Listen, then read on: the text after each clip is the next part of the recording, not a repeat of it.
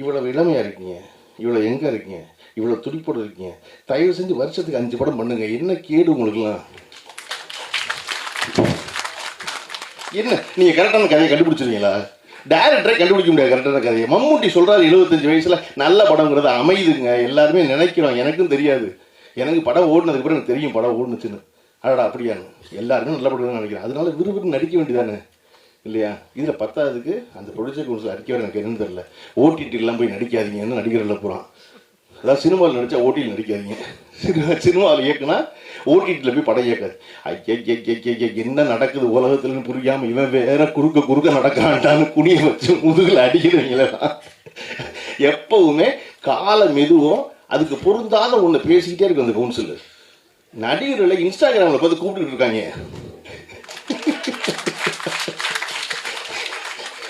இப்போ போய் நீங்கள் வந்து ஓடிடியில் நடிக்காதீங்க, அங்கே நடிக்க.